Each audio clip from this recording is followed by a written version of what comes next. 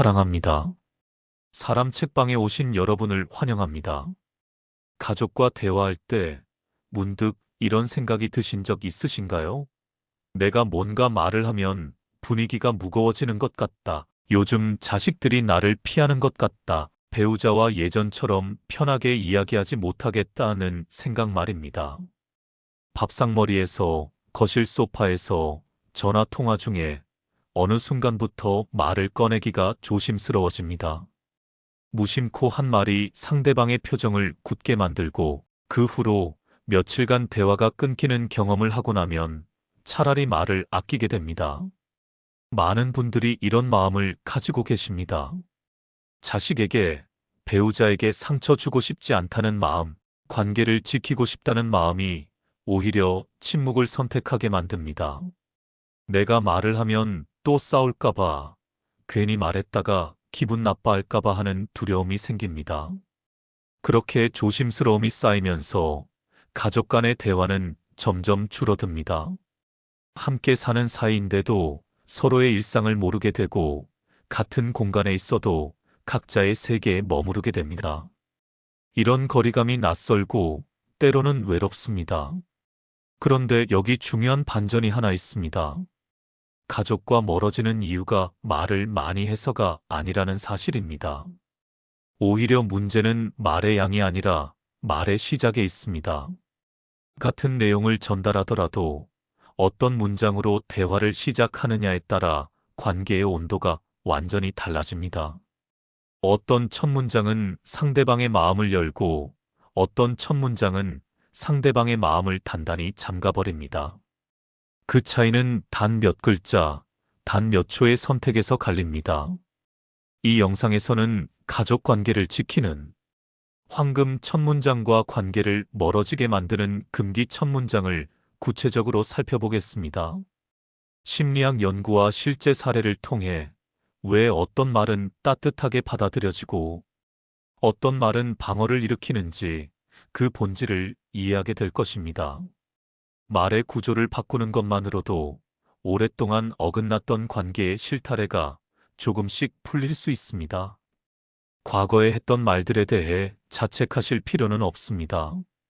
그때는 그것이 최선이었고 누구도 관계의 언어를 체계적으로 배운 적이 없습니다. 중요한 것은 지금 이 순간부터 조금씩 바꿔나갈 수 있다는 사실입니다.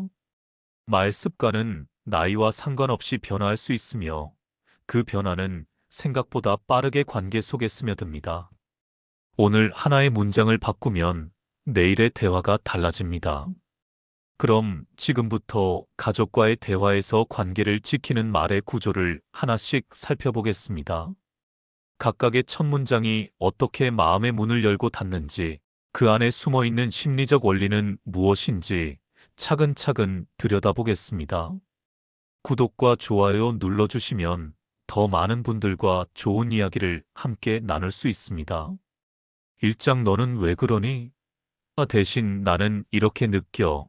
60대 부모가 꼭 알아야 할 아이메시지 대화법. 일요일 오후 아들이 거실 소파에 앉아 스마트폰을 보고 있습니다. 어머니는 부엌에서 설거지를 마치고 나오다가 아들의 모습을 보며 문득 말을 꺼내고 싶어집니다. 요즘 아들이 직장에서 힘든 일이 있는 것 같은데 정작 집에서는 아무 말도 하지 않습니다. 표정도 어둡고 주말에도 방에만 있습니다. 어머니는 걱정이 됩니다. 이럴 때 대부분의 부모는 이렇게 말문을 엽니다. 요즘 왜 그렇게 방에만 박혀 있니? 또는 주말인데 좀 나가지 그러니? 같은 질문입니다. 선의로 시작한 말이지만 아들의 표정은 더 굳어집니다. 그냥요라는 짧은 대답만 돌아오고 대화는 거기서 끝납니다. 그런데 만약 이렇게 시작했다면 어땠을까요? 요즘 내가 좀 힘들어 보여서 엄마가 걱정이 되더라. 같은 내용을 전달하지만 문장의 구조가 완전히 다릅니다. 첫 번째 문장은 상대방의 행동에 초점을 맞추고 두 번째 문장은 말하는 사람, 자신의 감정에 초점을 맞춥니다. 이 작은 차이가 대화의 방향을 결정합니다. 행동을 지적하는 말은 방어를 일으키지만 자신의 감정을 드러내는 말은 공감의 통로를 엽니다.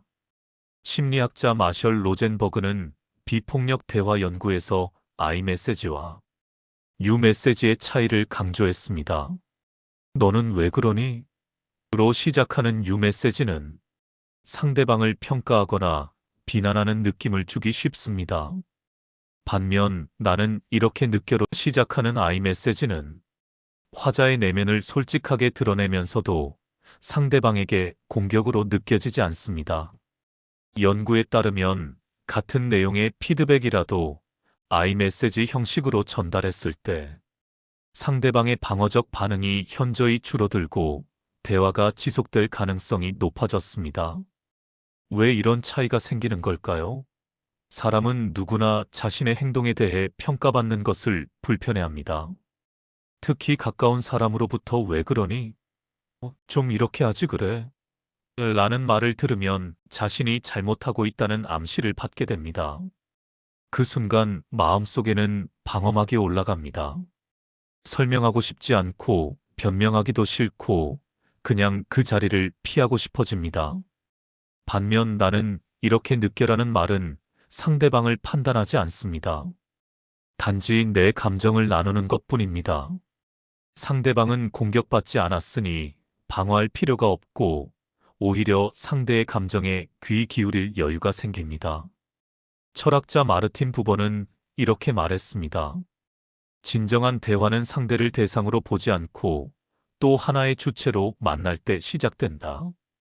자신의 감정을 솔직하게 드러내는 첫 문장은 상대를 고쳐야 할 대상이 아니라 함께의 감정을 나눌 수 있는 존재로 대하는 태도입니다. 그 태도 안에서 비로소 진짜 대화가 시작됩니다. 가족과의 대화에서 첫 문장을 나는 요즘 이런 마음이 들어로 시작하는 연습을 해볼 수 있습니다.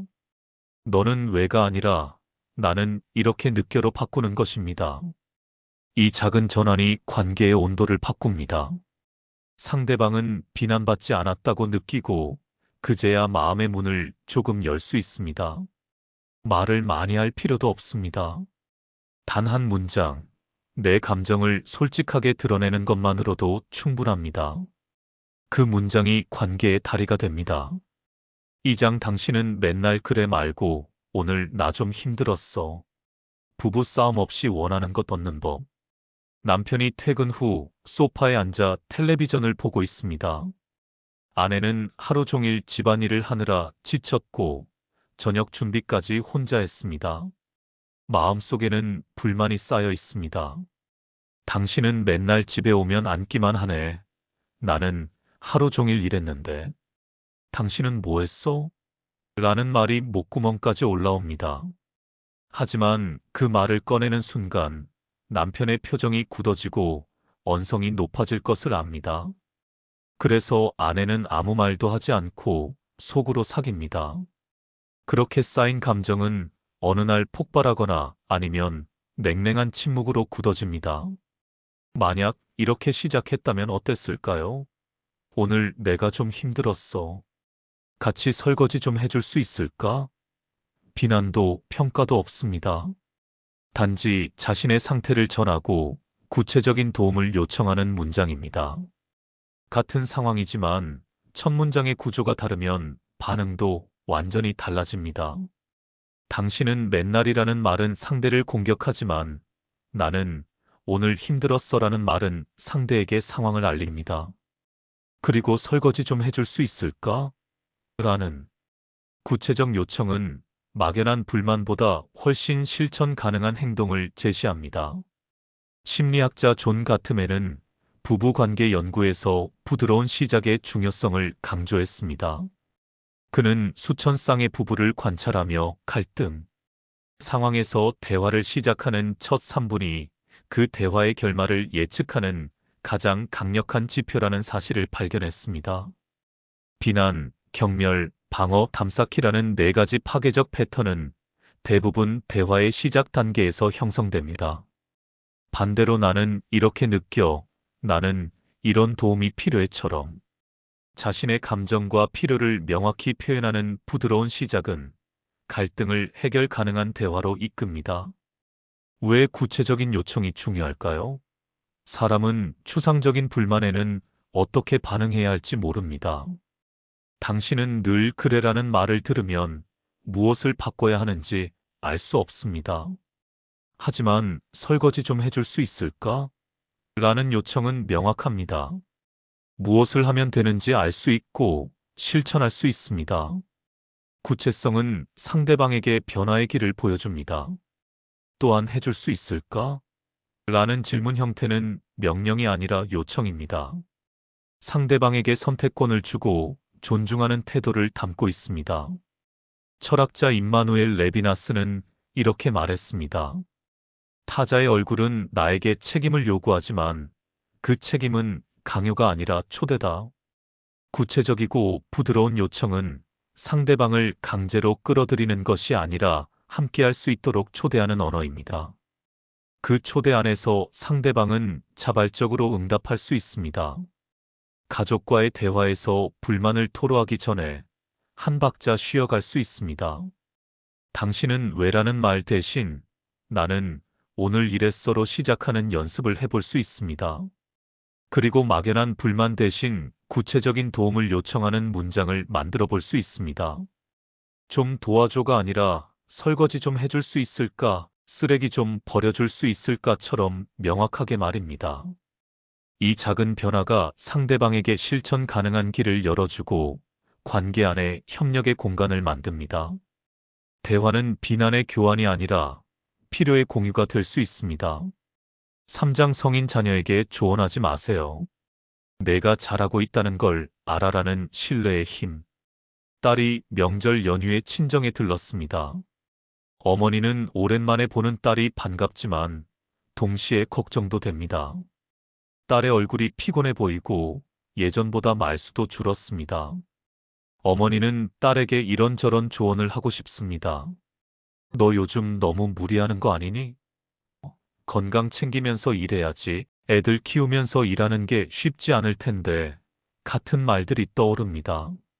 하지만 그 말들을 꺼내면 딸은 엄마 나 알아서 잘해라며 짧게 대답하고 대화를 끝냅니다.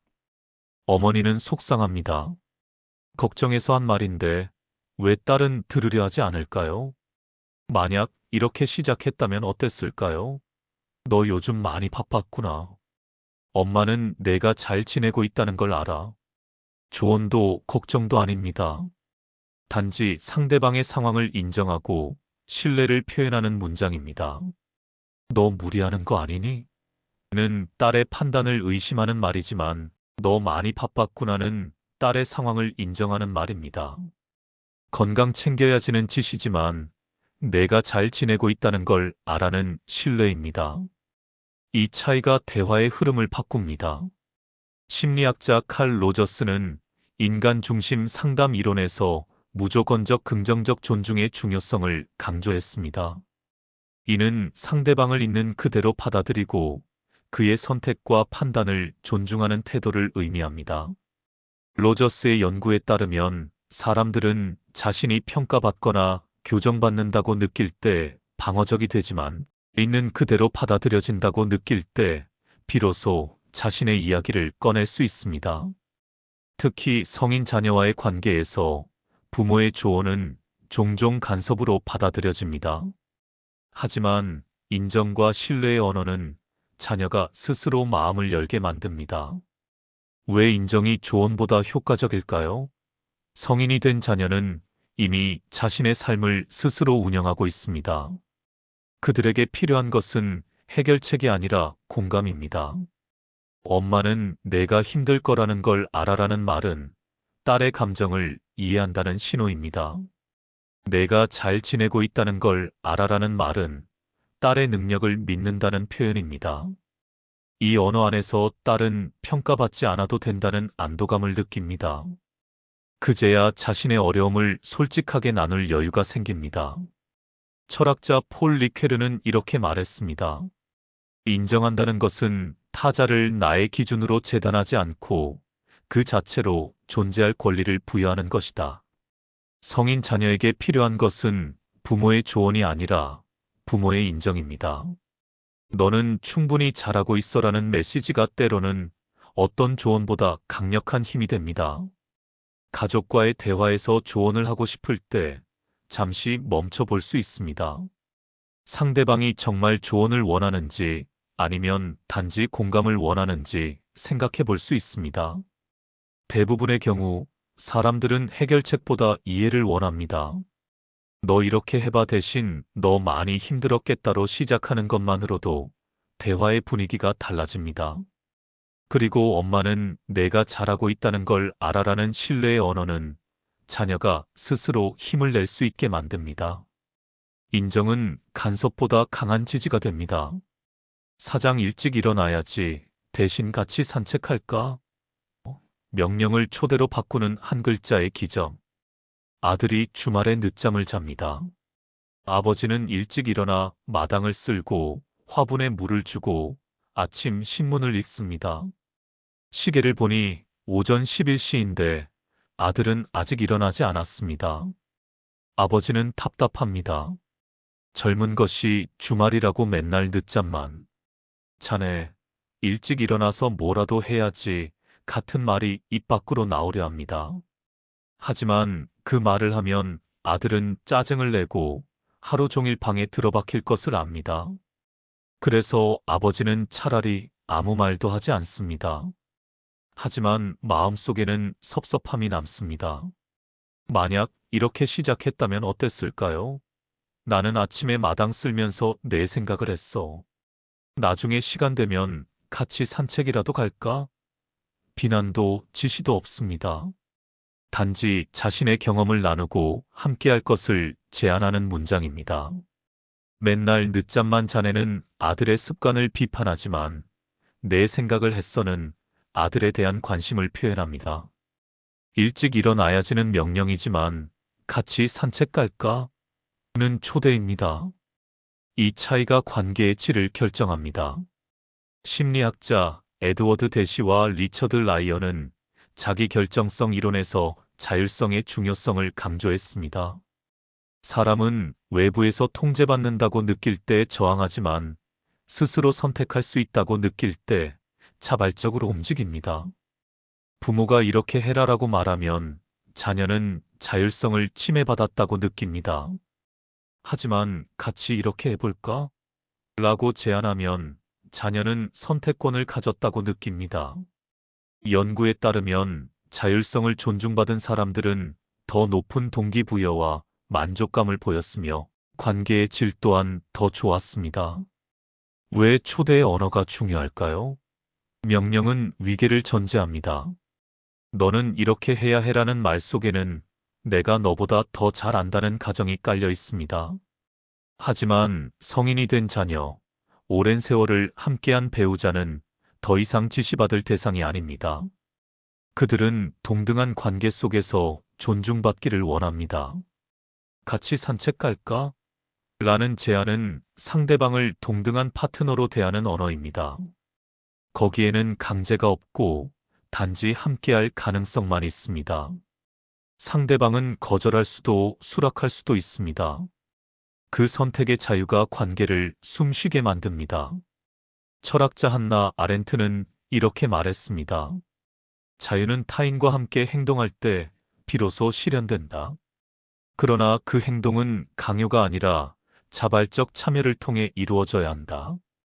가족과의 대화에서 명령을 초대로 바꾸는 것은 상대방의 자유를 존중하면서도 함께할 가능성을 여는 방법입니다. 가족과의 대화에서 해라 대신 할까? 로 말하는 연습을 해볼 수 있습니다. 청소 좀 해 대신 같이 청소할까? 이거 좀 해줘 대신 이거 같이 해볼까? 처럼 말입니다. 이 작은 변화가 명령을 제안으로, 지시를 초대로 바꿉니다. 상대방은 자신이 강요받지 않았다고 느끼고 오히려 자발적으로 참여할 가능성이 높아집니다. 그리고 무엇보다 함께하는 경험은 대화보다 더 깊은 연결을 만듭니다. 초대의 언어는 관계를 명령의 구조에서 협력의 구조로 바꾸는 첫걸음입니다. 5장 그랬구나로 끝내지 마세요. 가족의 마음을 여는 질문 한 문장의 비밀. 저녁 식사 시간, 가족이 모두 식탁에 앉았습니다. 남편은 하루 일과를 이야기하고 아내는 동네에서 있었던 일을 전합니다. 자녀들은 스마트폰을 보거나 짧게 대답합니다. 대화가 있는 것처럼 보이지만 사실 각자의 이야기를 흘려보낼 뿐입니다. 진짜 관심을 가지고 듣는 사람은 없습니다. 식사가 끝나면 각자 자리에서 일어나고 또 며칠간 비슷한 패턴이 반복됩니다. 어느 순간부터 가족 간의 대화는 형식이 되어버렸습니다. 만약 이런 문장으로 대화를 시작했다면 어땠을까요? 오늘 당신 말 중에 이 부분이 인상 깊었어. 좀 더 들려줄 수 있을까? 또는 내 이야기 들으면서 궁금한 게 생겼는데 그때 기분이 어땠어? 상대방의 말에 진짜 관심을 보이는 문장입니다. 단순히 듣기만 하는 것이 아니라 상대방의 이야기 속으로 들어가려는 시도입니다. 좀 더 들려줄 수 있을까? 라는 질문은 상대방의 이야기에 가치가 있다는 신호입니다. 그때 기분이 어땠어? 라는 질문은 사실뿐 아니라 감정에도 관심이 있다는 표현입니다. 심리학자 알프레드 애들러는 이렇게 말했습니다. 모든 인간의 문제는 대인관계의 문제다. 그리고 대인관계의 핵심은 상대방이 자신의 이야기를 들어주는 사람이 있다고 느끼는 것입니다. 심리학 연구에 따르면 사람들은 자신의 이야기가 진지하게 경청될 때 소속감과 존중받는 느낌을 경험합니다. 반대로 형식적인 반응만 돌아올 때 사람들은 고립감을 느낍니다. 특히 가족처럼 가까운 관계에서는 서로를 당연하게 여기기 쉽고 진짜 경청이 사라지기 쉽습니다. 하지만 좀 더 이야기해 줄래? 라는 한 문장이 다시 관심의 통로를 열 수 있습니다. 왜 질문이 중요할까요? 질문은 상대방에게 말할 공간을 줍니다. 그래, 알았어처럼 대화를 끝내는 반응 대신 그래서 어떻게 됐어? 그때 기분이 어땠어? 처럼 대화를 이어가는 반응은 상대방이 더 깊은 이야기를 할 수 있게 만듭니다. 질문은 상대방의 내면으로 가는 초대장입니다. 그리고 그 초대를 받은 사람은 자신이 중요하다고 느낍니다. 가족 간의 대화가 형식이 되는 이유는 서로의 이야기를 깊이 듣지 않기 때문입니다. 하지만 단 하나의 진심 어린 질문이 그 형식을 깨고 진짜 대화로 바꿀 수 있습니다. 철학자 마르틴 하이데거는 이렇게 말했습니다. 경청은 단순히 귀로 듣는 것이 아니라 존재 전체로 상대를 맞이하는 것이다. 가족에게 좀 더 이야기해 줄래? 라고 묻는 것은 상대방의 존재를 온전히 받아들이겠다는 태도입니다. 그 태도 안에서 관계는 다시 살아납니다. 가족과의 대화에서 형식적인 반응 대신 진짜 관심을 담은 질문을 해볼 수 있습니다. 그랬구나. 대신 그때 어땠어? 알았어. 대신 좀 더 이야기해 줄래? 로 대답하는 것입니다.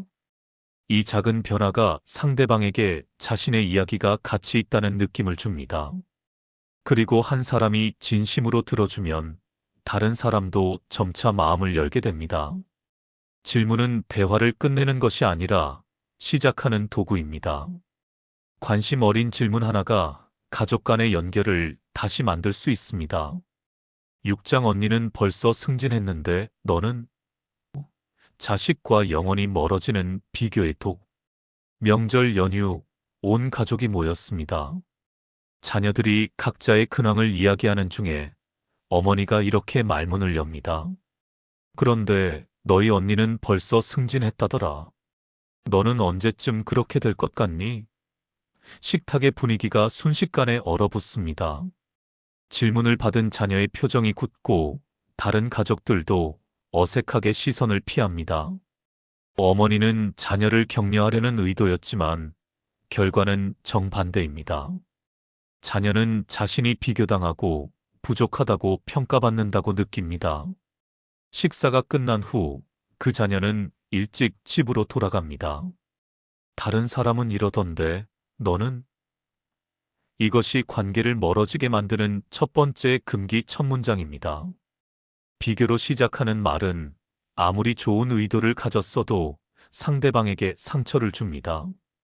특히 가족 간의 비교는 더 깊은 상처를 남깁니다. 형제 자매끼리 비교하거나 친척의 자녀와 비교하거나 과거의 자신과 비교하는 말은 모두 상대방을 있는 그대로 받아들이지 않는다는 신호입니다. 심리학자 리언 페스팅거는 사회 비교 이론에서 인간이 자신을 타인과 비교하며 자아, 정체성을 형성한다고 설명했습니다. 하지만 동시에 타인과의 비교는 자존감에 직접적인 영향을 미칩니다. 특히 중요한 타인, 즉 부모나 배우자로부터 비교당할 때 사람들은 자신이 사랑받지 못한다고 느낍니다. 연구에 따르면 부모로부터 형제와 비교당한 경험이 있는 성인들은 낮은 자존감, 우울, 불안 등을 더 많이 경험했습니다. 비교는 격려가 아니라 거부의 메시지로 받아들여집니다. 왜 비교가 이렇게 해로울까요? 비교는 상대방을 조건부로 사랑한다는 뜻이기 때문입니다. 너도 언니처럼 되면 좋겠어라는 말 속에는 지금의 너로는 부족해라는 암시가 깔려 있습니다. 자녀는 자신이 있는 그대로 받아들여지지 않고 누군가의 기준을 충족해야만 인정받을 수 있다고 느낍니다. 이는 사랑이 아니라 조건입니다. 그리고 조건부 사랑은 관계를 지속 가능하게 만들지 못합니다. 사람은 누구나 있는 그대로 받아들여질 때 비로소 안전함을 느끼고 그 안전함 속에서 진짜 성장할 수 있습니다. 철학자 장폴 사르트르는 이렇게 말했습니다. 타자의 시선은 나를 대상으로 만든다. 비교하는 말은 상대방을 독립적인 존재가 아니라 평가되고 재단되는 대상으로 만듭니다. 그 순간 상대방은 자신의 고유성을 잃고 누군가의 기준 안에 갇히게 됩니다. 가족과의 대화에서 비교하는 첫 문장을 피해야 합니다.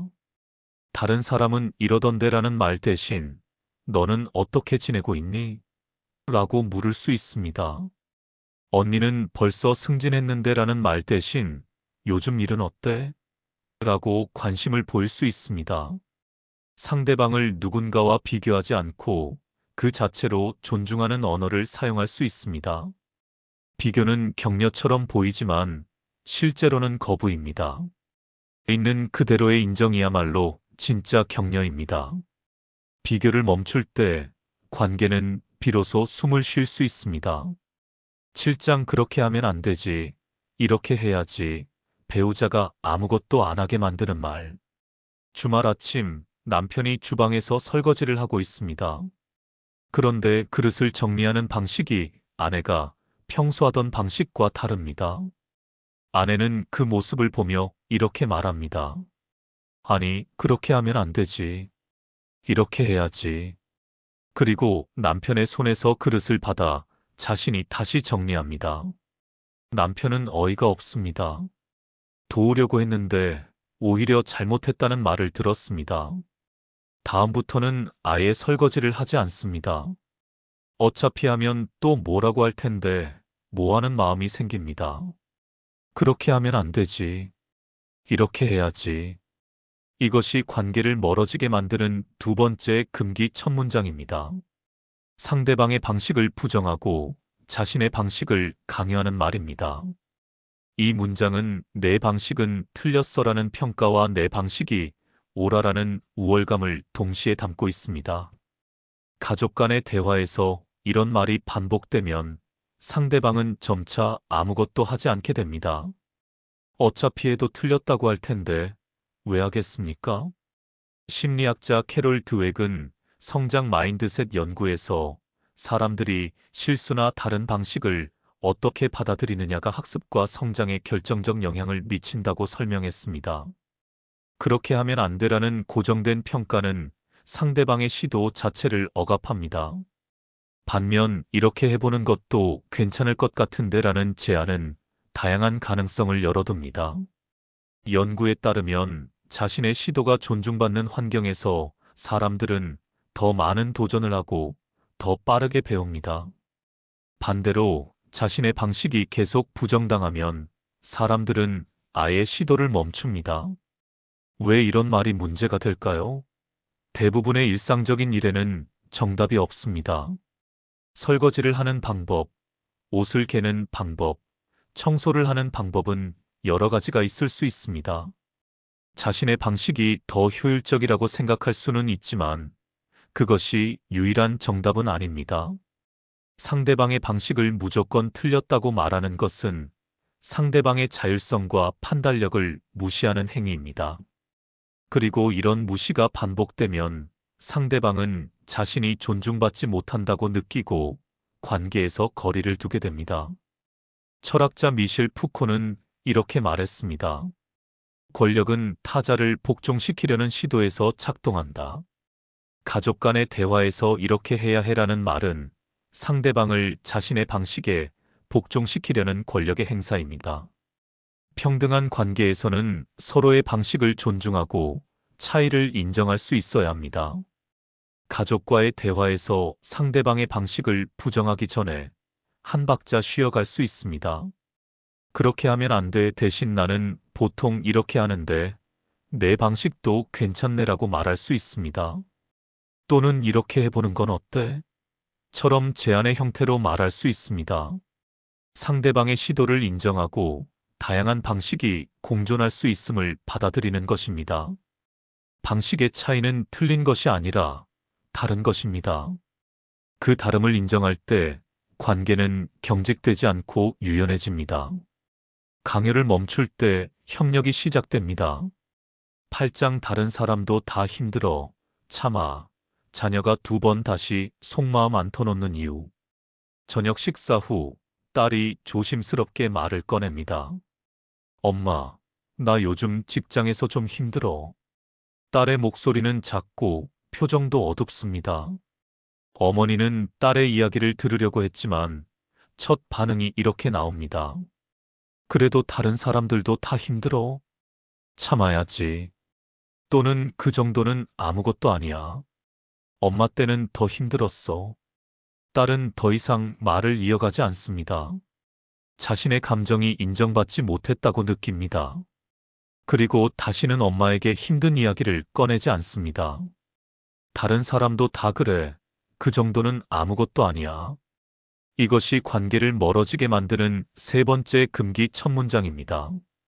상대방의 감정을 축소하고 하찮게 만드는 말입니다. 이 문장은 내 감정은 과장이야. 그렇게 느낄 만한 상황이 아니야 라는 메시지를 담고 있습니다.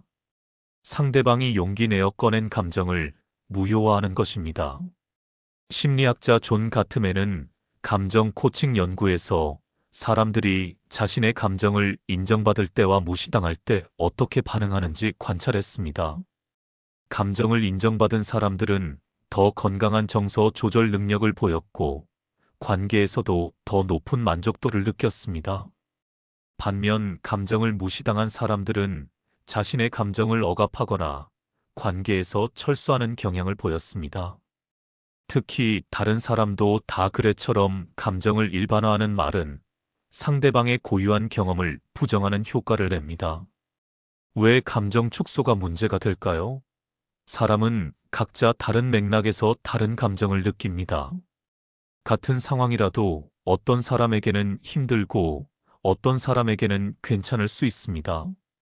중요한 것은 객관적인 상황이 아니라 그 사람이 실제로 느끼는 감정입니다.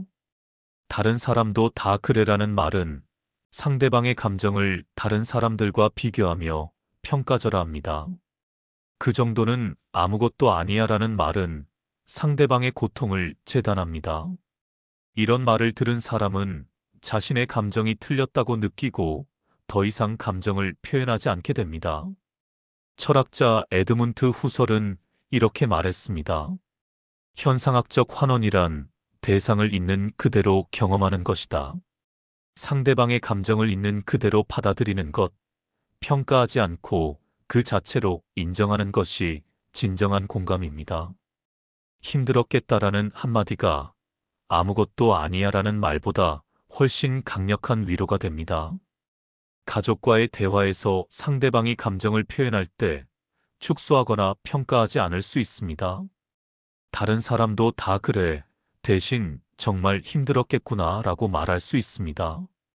그 정도는 아무것도 아니야. 대신 많이 속상했겠다라고 공감할 수 있습니다. 감정에는 크고 작음이 없습니다. 상대방이 느끼는 것이 그 사람에게는 전부입니다. 그 감정을 인정할 때 상대방은 자신이 이해받았다고 느낍니다. 그리고 그 이해가 관계를 다시 연결합니다. 감정을 축소하지 말고 있는 그대로 받아들일 때 대화는 진짜 소통이 됩니다. 지금까지 가족과의 대화에서 관계를 지키는 말의 첫 문장들을 살펴보았습니다. 자식이나 배우자와 멀어지는 이유는 말이 많아서가 아니라 말을 어떻게 시작하느냐에 있습니다. 상대방의 행동을 지적하는 대신 자신의 감정을 드러내는 말, 막연한 불만 대신 구체적인 도움을 요청하는 말, 조언 대신 인정과 신뢰를 표현하는 말, 명령 대신 초대의 언어를 사용하는 말, 그리고 형식적인 반응 대신 진심 어린 관심을 담은 질문. 이 5가지 황금 첫 문장은 관계의 문을 여는 열쇠입니다. 반대로 피해야 할 금기 첫 문장도 분명합니다. 다른 사람과 비교하는 말, 상대방의 방식을 부정하고 자신의 방식을 강요하는 말, 상대방의 감정을 축소하고 하찮게 만드는 말. 이 3가지는 관계를 멀어지게 만드는 독입니다. 좋은 의도로 시작했더라도 이런 문장들은 상대방의 마음을 닫아버립니다. 중요한 것은 모든 말을 한 번에 바꾸려고 애쓸 필요가 없다는 사실입니다. 단 하나의 첫 문장만 바꿔도 대화의 흐름이 달라집니다. 오늘 자녀와 대화할 때 너는 왜 대신 나는 이렇게 느껴로 시작해 볼 수 있습니다. 내일 배우자에게 당신은 맨날 대신 나는 오늘 힘들었어라고 말해 볼 수 있습니다. 이 작은 변화가 쌓이면 관계의 온도가 조금씩 올라갑니다. 어색했던 대화가 자연스러워지고 서먹했던 분위기가 따뜻해집니다. 60대에 접어들면 많은 분들이 가족과의 관계에서 조심스러움을 느낍니다. 자녀들은 이미 독립했고 배우자와는 오랜 세월을 함께했지만 어느 순간부터 대화가 줄어듭니다. 하지만 관계는 끝난 것이 아닙니다. 단지 새로운 방식의 소통이 필요할 뿐입니다. 말의 첫 문장을 바꾸는 것은 관계를 다시 연결하는 시도입니다. 그 시도는 언제든 가능하고 나이와 상관없이 효과가 있습니다. 가족은 설득의 대상이 아닙니다. 바꿔야 할 대상도 아닙니다. 가족은 다시 연결해야 할 존재입니다. 오랜 시간 함께 살아왔기에 당연하게 여겨졌던 그 존재들과 다시 마음을 나누는 것입니다. 말의 첫 문장을 바꾸는 것은 그 연결의 첫걸음입니다. 오늘부터 한 문장씩 천천히 바꿔나가 보시기 바랍니다. 그 문장들이 모여 가족과의 관계를 다시 따뜻하게 만들 것입니다.